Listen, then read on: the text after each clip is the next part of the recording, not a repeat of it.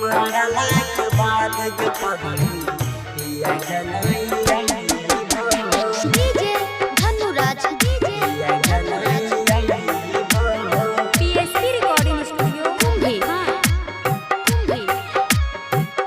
मरला के बाद के पगली पिया जलाई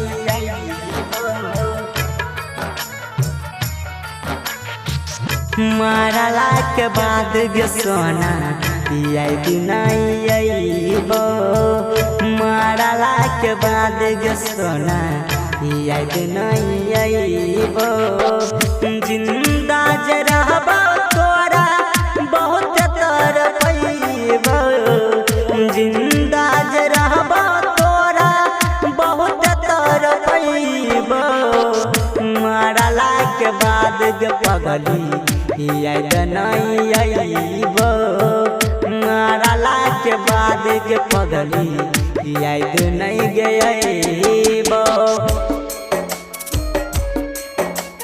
PSP recording studio Bithan. DJ Dhanuraj मरला के बाद के पगली याद नहीं अइबो कुंभी। याद नहीं अइबो कि हमारा से गम के बोझा सहलो न जाय छो तोरा बिन सुन गे पगली रहलो न जाय छो तोरा बिन सुन गे पगली हमारा से गम के बोझा सहलो न जाय छो तोरा बिन सुन गे पगली रहलो न जाय छो कहै छियो जवन बात हमें गे भुलैबो मर गेल के बाद याद नहीं अइबो जिंदा में रहबो त हम बहुत तरपइबो मरला के बाद के पगली याद नहीं अइबो। PSP recording studio Bithan. DJ Dhanuraj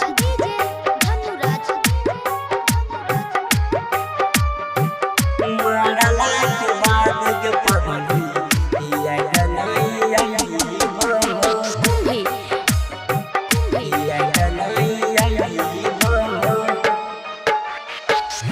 writer Ankit Sharma के किया तोड़ा पहिले विकास बिहारी के तैयो नहीं गे होइले विकास बिहारी हाँ हाँ राइटर अंकित शर्मा के किया तोड़ा पहिले प्यारे जी के हे गई पगली तैयो नहीं गे होइले धर्मवीर के गए तू चिता पर सुतैले धर्मवीर के तू गे गए चिता पर सुतैले जिंदा में रहबो त हम बहुत तरपइबो मरला के बाद के पगली याद नहीं गइबो।